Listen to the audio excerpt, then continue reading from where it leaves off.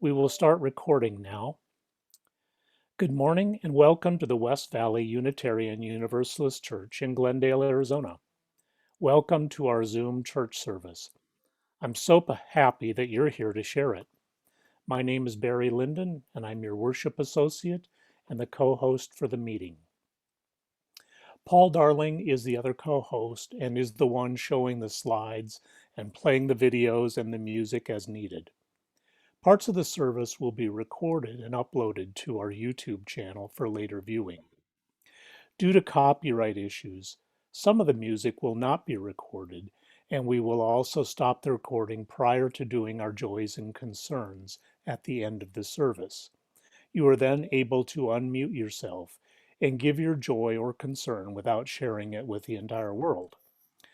Following the formal part of the service, we will keep the meeting running for a while to allow you to talk to each other as you would in a fellowship hour. These words are by Erica A. Hewitt. Whether you're here because worshiping with us is a part of your routine, or whether you feel like our country has been stopped in its tracks and it's impossible to return to normalcy, on this morning we gather to proclaim that we belong to one another and that others belong to us. Broken hearts are welcome here. Anxious spirits are welcome here. Minds whirring faster than a racing engine, uncertain of what to think. Stubborn egos that sometimes trip us up, cementing us to opinions. Fragile, shell-shocked souls. Say it with me. They are welcome here. Yours, mine, and everyone else's. Not because this community will fix it through easy solutions or the right way forward. As a liberal religious congregation, we have something far more fragile and far more powerful than that. Our need to be together, our need to reconnect to the life-giving source that moves within and among us, and our need to make one another a little braver and wiser before returning to the service of life. It is so good to see all of you here today. I really miss seeing you in person. While we're not in the same space, I hope that all of us can find the connection that we have missed so much during the past few months. Here are our opening words by Kimberly Ann Tomzik Carlson. It is not by chance that you arrived here today. You have been looking for something larger than yourself. Inside of you, there is a yearning, a calling, a hope for more, a desire for a place of belonging and caring. Through your struggles, someone nurtured you into being, instilling a belief in a shared purpose, a common yet precious resource that belongs to all of us when we share.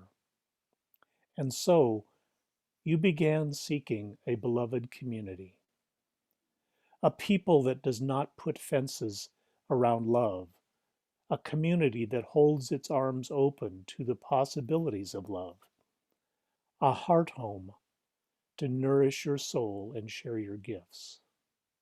Welcome home. Welcome to worship. I have the following announcement. If you'd like to be part of the 6-part educational service, Transforming Hearts, that is already in progress, you may contact Sandra Mahoney. We have completed 2 of the parts, but you're welcome to join us on Monday afternoons at 4:30 for discussions of welcoming people that are different from us, especially trans people. In the future, if you have announcements that you would like to read aloud in the service, please send them to me and I will make sure the worship associate has them for the service. To begin our service, we will have the lighting of the chalice. Paul will light the chalice as I read from Laura Thompson.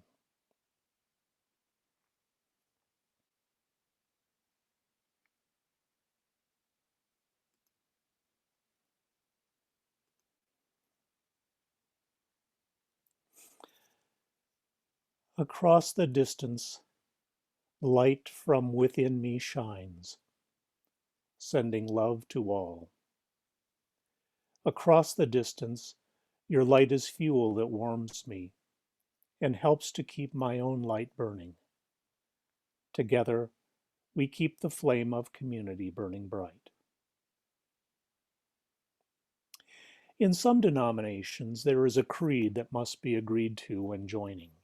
Since our beliefs are so diverse, we don't have that. Instead, we have aspirations for ourselves and for this community. Please join me in reading our covenant as Paul puts it on the screen.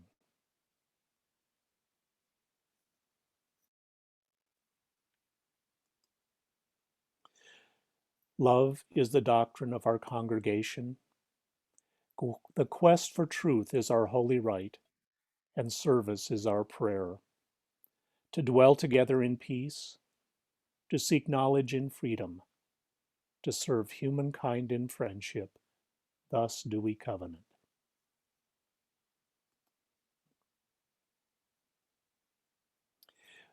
It's a time for our UU principled moment.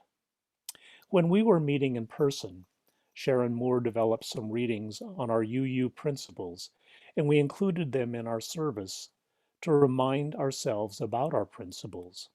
Here is one.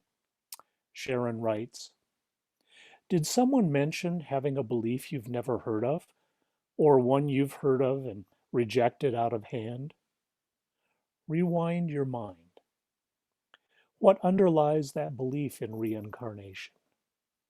How does one practice witchcraft in the modern day? What are the merits of Christianity?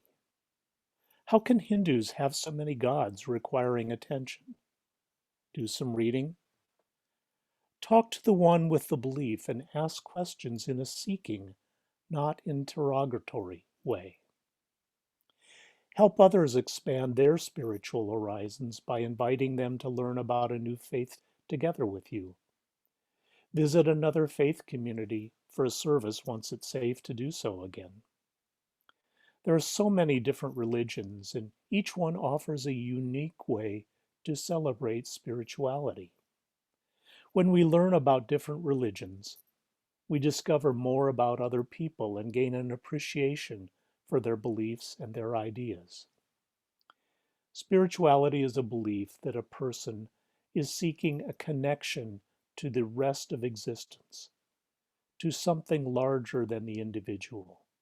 That something larger might be humanity, the universe, nature, or even God, goddesses. Talk after the service over lunch about what spirituality means to each of you. Ask questions and explore those beliefs more deeply. Thank you, Sharon. We will now have our offering. This is from Kristen Collins. We give to remind ourselves how many gifts we have to offer. We give to remember that we are part of something bigger than ourselves. We give because we believe in music and sacred space. We give with the faith that together we have enough. Please join me in giving so that we may continue to have a place that fortifies and challenges us in these trying and troubled times. You may write a check to the church and mail it to the church, or you may mail it to Mark Olerking, or you may use the PayPal link noted in the chat.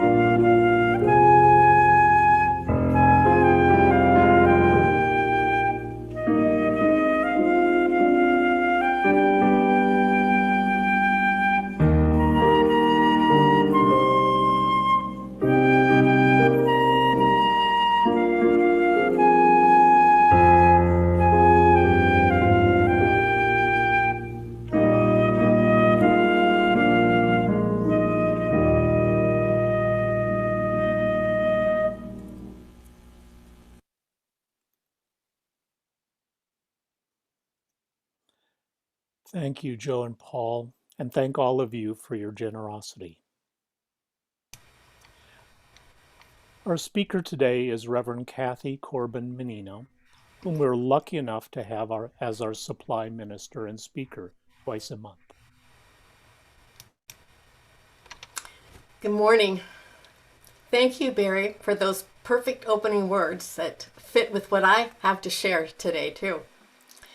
When I chose this topic, what is the difference between soul and spirit, I had no idea that the research was so extensive, and it had me going round and round in circles.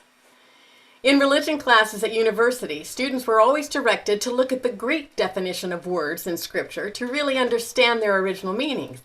So, spirit is from the Greek word pneumo, or breath, and soul is from psyche, life. The clear distinction between life and breath then is, I don't know. All my reading didn't lead me really to anything definitive. The Greek philosopher Pythagoras, of the Pythagorean theorem fame, described the soul as consisting of three parts: intelligence, reason, and passion. He believed the soul extended from the heart to the brain, passion being located in the heart, and reason and intelligence in the brain. Other philosophers believe that the human spirit is that which includes our passions, intellect, emotions, and creativity. The definitions all sound so similar that they can and have been used interchangeably. After studying both spirit and soul, one researcher concluded, I found just one fact, clear fact. Any honest student cannot study the uses of soul and spirit and then conclude that humans are completely and only physical beings. I believe that spirit is that which each one of us has in common. We share the divine spark, the one spirit, the one breath of life. But our souls are individually unique to each one of us. The human soul is the individuation of the divine spirit. That's working for me for now. The UU definition of soul is the core within each of us that longs for the highest and best. It is our soul that inspires and energizes whatever good we can imagine and then work towards. It is our soul that suffers when we experience anything less. The contemporary spiritual teacher and author Eckhart Tolle, who is identified with no particular religion, wrote, "Being spiritual, of the spirit, has nothing to do with what you believe, and everything to do with your state of consciousness." I believe that what we long for and live for are the deeper experiences of feeling whole and connected to something larger than we are. We yearn to make life something more than just going through the motions of everyday life, more than casual relationships that don't mean much to anyone, more than the pursuit of money and success and self-importance. We want to feel some sort of elevation of existence, some larger understanding that does not concern itself with life's lowest common denominators. So I think spirituality is our soul's response to the spirit, the call to those highest and best ideals we can imagine and work towards, whatever form that may take. It is a commingling of the individual soul with the omnipresent source of life. That's something greater than ourselves. It is sacred because it speaks to our most cherished ideals, and communion with it is meaningful because it enlightens and empowers us. Psychiatrist Gregory Friccione poetically likened this to a baby's first response to the world, which is a cry of separation from its mother. So much of our experiences that follow in our lives resemble that cry. Spirituality is that paradox of sensing our attachment to larger life amidst our daily experience of individual separation. And he says those moments of connection are rare, but magical. French philosopher Pierre Teilhard de Chardin wrote that we are not human beings having a spiritual experience. we are spiritual beings having a human experience. It occurs to me that our purpose as spiritual beings having a human experience is to attune ourselves to truth, beauty, goodness, joy, and to resonate empathetically with all that promotes life for all living things on this earth. That is when life is uniquely satisfying.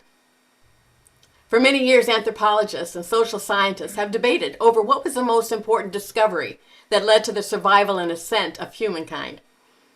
Some believed it was the wheel, because it allowed us to move burdens and open to transportation. Some felt it was the printing press, because finally information could be shared and the masses could have knowledge and grow.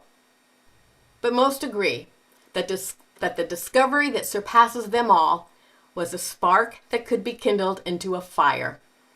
Because with fire, we now had light, warmth, could cook our food, and it offered us protection. But this brought a new challenge. The spark had to be tended, or the fire would be lost. We are in times of amazing challenges, individually and collectively.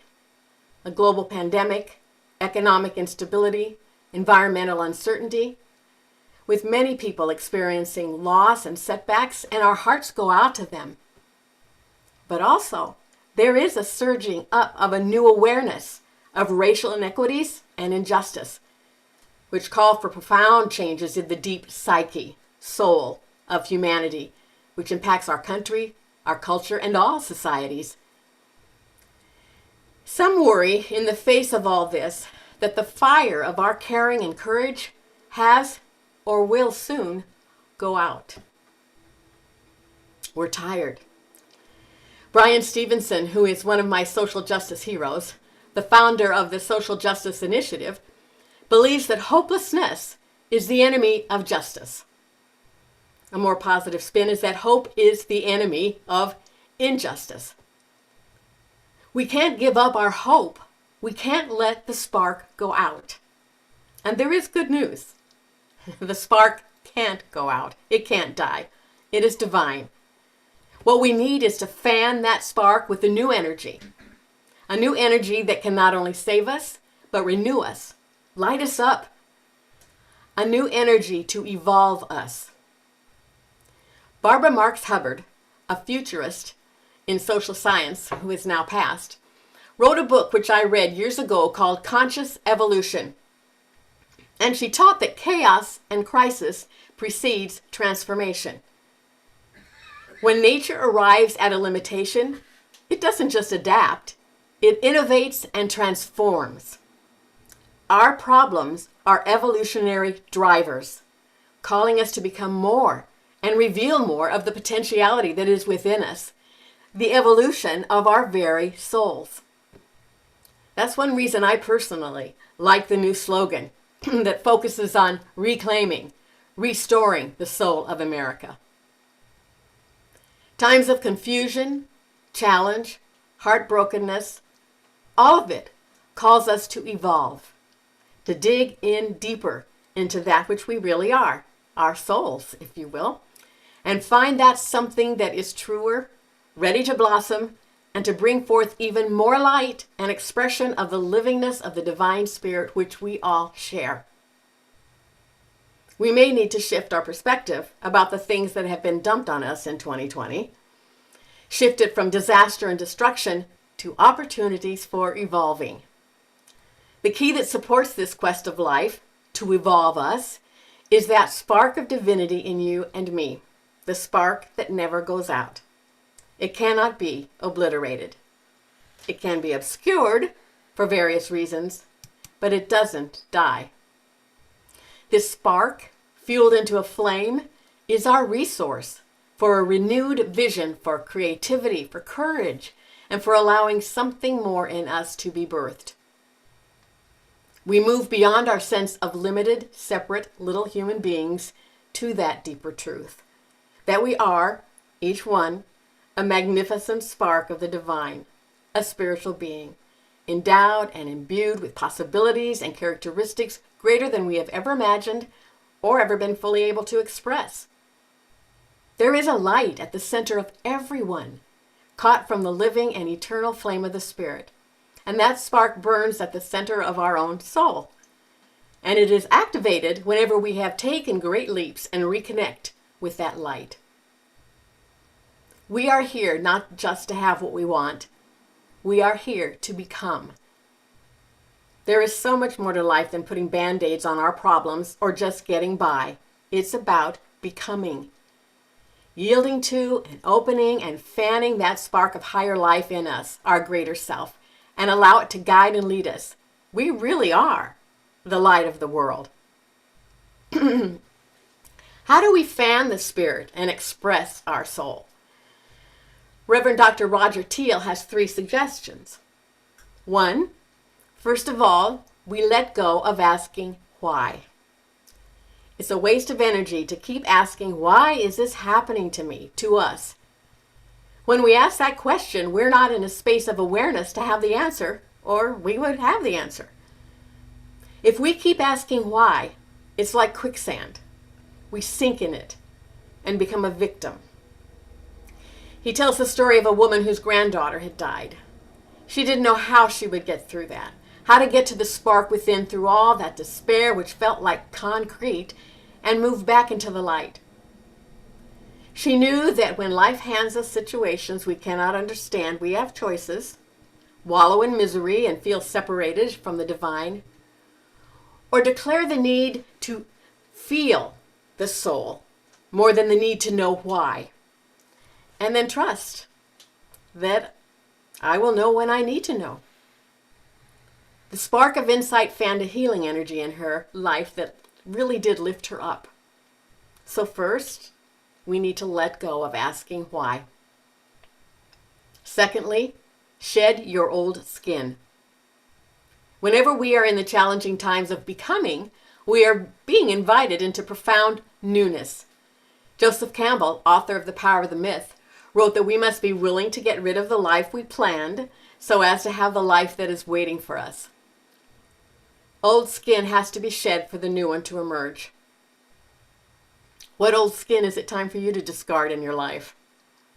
This pandemic sheltering at home is a perfect time to work on dropping the old baggage and enter into a time of healing and reclaim your soul. One specific way I'm seeing that happening is in the national movement towards growing beyond religious and racial bigotry. Many people are shedding that old skin and maturing in an awareness as a culture and a species. Life is always encouraging us to move out of a little concept of ourself, the ego self, and to awaken the inherent greatness within us to become what Deepak Chopra calls in his book of the same title, the meta-human. In order to have the kind of evolution we seek, we really do have to shift out of our current identity, out of the egoic, fear-based being who believes in separation and relies on violence, aggression, and competition to make our way, and awaken to that part of us that is from the central flame of the universe, part of the universal one that is in our own hearts, the divine spark that flames our individual souls. That's the identity shift from creature human to co-creative spiritual being, a meta-human, working with the divine to create the next step. So we can ask, what is it time to let go of? What old skin needs to be shed? Is it lots of old negative beliefs about yourself and life? Is it the traditions of limitations? I'm too old, I'm too young. Well, if you had to face what I face, these are excuses, resistance, a holding back. We need to shed old biases and prejudices, bitterness, resentment, and step beyond the teachings and programming from our upbringing, or that of the race consciousness that believes in a master race and promotes living in a caste system that's based on divisions.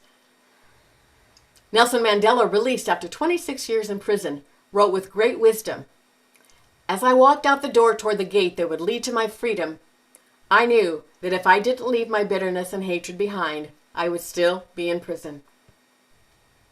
What should we leave behind? What needs to be released? And then 3, open to healing love. Love is the activity of the divine. It's not romantic or sentimental. It is the cohesive force of the universe, the ultimate reality.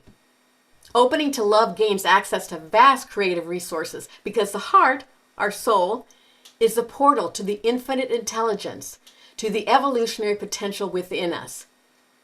We have to let go in order to open up to healing. So let go of asking why, shed our old skin, and open to healing love. Do we believe in our souls enough to bring it forth? Not just when things are going well, but in these tough times? To have an authentic spirituality?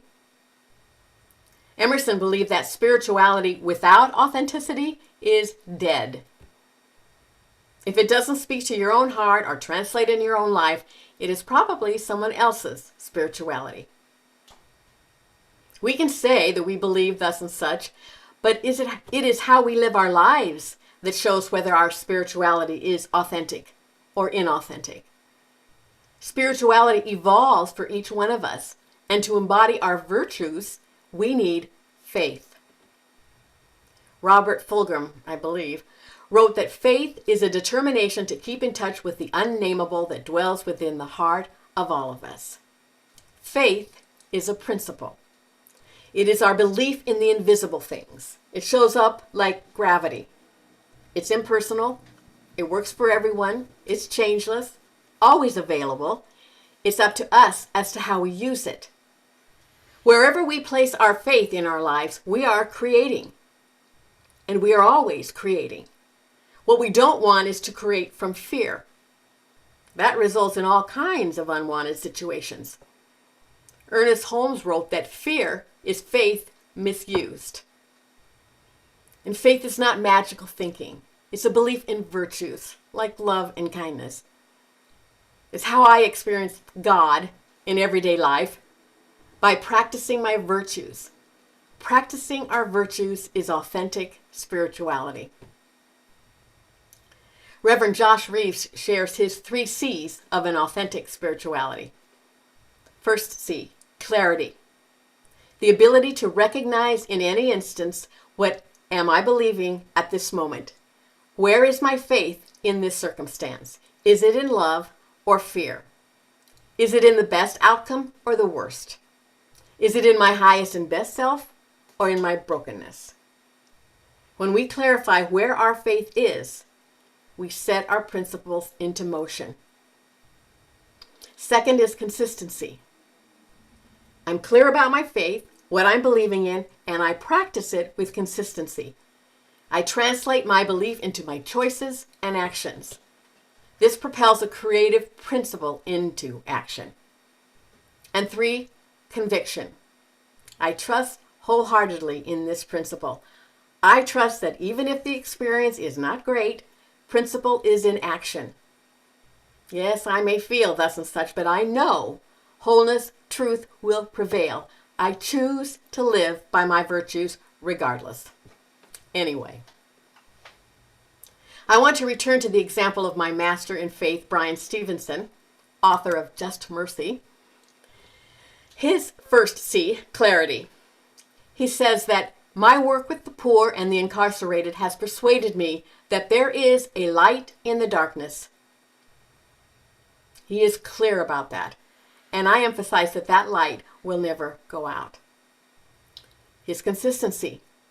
That has led to the establishment of the Equal Justice Initiative, EJI, which has won reversals, relief, or release from prison for over 135 wrongly condemned prisoners on death row, and hundreds of others wrongly or unfairly sentenced. The EJI also created the National Memorial for Peace and Justice in Montgomery, Alabama. It was created to honor thousands of lynching victims in the United States. I have seen pictures of it, and it is quite moving. It has 800 weathered steel columns all hanging from a roof. And etched on each column is the name of an American county and the people who were lynched there. Most are listed by names, but many are simply listed as unknown. Thousands. And his third C, his conviction. He says you've got to have ideas in your mind that are fueled by the conviction in your heart. The true measure of our character is how we treat the poor, the disfavored, the accused, the incarcerated, and the condemned. We are all implicated when we allow other people to be mistreated. An absence of compassion can corrupt the decency of a community, a person, a state, a nation. Don't let anyone or anything make you hopeless. Hope is what will get you to stand up when people tell you to sit down. I attended a webinar last week on Zoom with Kim Churches, the CEO of AAUW, the American Association of University Women. She said we need to be upstanders rather than bystanders. Bystanders can feel upset about racism, but an upstander will call out racism immediately when they see it and will welcome the difficult conversations. She went on to suggest that we move beyond the golden rule, do unto others as you would have them do unto you, to the platinum rule. Treat others the way they wish to be treated. Take the you out of it. And that takes welcoming and listening to others, and again, being willing to have those difficult conversations. As upstanders, we can cultivate a new vision by standing up and speaking out wherever we see injustice. We can light up the moment, light up life right where you are, even if it's on Zoom. When Charlie and I went through the copper mines in Benson, Arizona, it was amazing to me that the little light on the miner's cap that they gave you to wear could light up a very dark cave. Never underestimate the spark in you that can illuminate into a flame. Don't get discouraged. The mighty oak was once a little nut that stood its ground. I'd like to close with a Thanksgiving poem from the late Minister Emeritus of the UU Church in Canton, New York, Max Coots, who had a passion for gardening, as you can tell in this poem. Let us give thanks. Let us give thanks for a bounty of people, for children who are our second planting. And though they grow like weeds and the wind too soon blows them away, may they forgive us our cultivation and finally remember where their roots are. Let us give thanks for generous friends with hearts as big as cupboards and smiles as bright as blossoms. For feisty friends who are as tart as apples. For continuous friends who, like scallions and cucumbers, keep reminding us we had them. For crotchety friends, as sour as rhubarb and as indestructible. For handsome friends, who are as generous and gorgeous as eggplants and as elegant as a row of corn. And the others, as plain as potatoes and so good for you. For funny friends, who are as silly as Brussels sprouts and as amusing as Jerusalem artichokes. And serious friends, as complex as cauliflowers and as intricate as onions. For friends as unpretentious as cabbages, as subtle as summer squash, as persistent as parsley, as delightful as dill, as endless as zucchini, and who, like parsnips, can be counted on to see you through the long winter.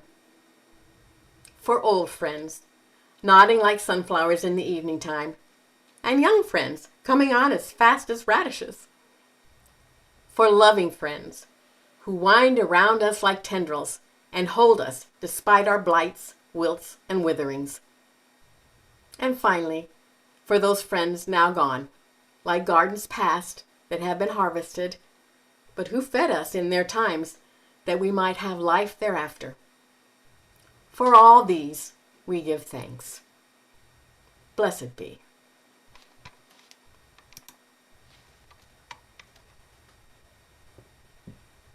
Wow, thank you, Cathy, for another great sermon.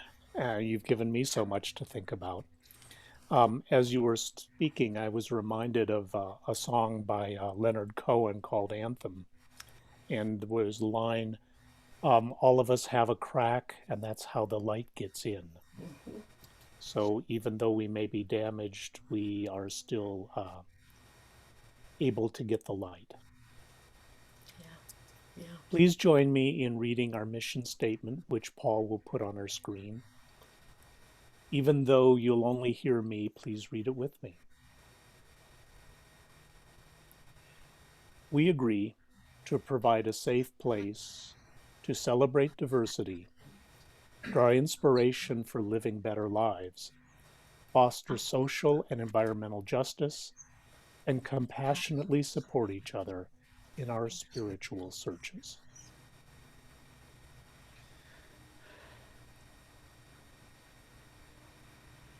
As I extinguish the chalice, I want to thank everyone who made this service possible. Paul for hosting, Joe, Paul, Kristen, and Kelly for the music, and Reverend Cathy for our talk. I also would like to thank all of those who work behind the scenes to make this church a going concern. And now we'll have our benediction from Reverend Cathy. Thank you. I want to echo the thanks too, Barry's thanks to everyone, and I hope you have a wonderful Thanksgiving, everyone. The benediction is from Sarah Lemmert. Go in peace, embraced by the light and warmth of our gathering. Go in love, ready again to struggle on. Go in beauty, shining forth like a lamp for freedom. We will now stop our recording and go to our postlude.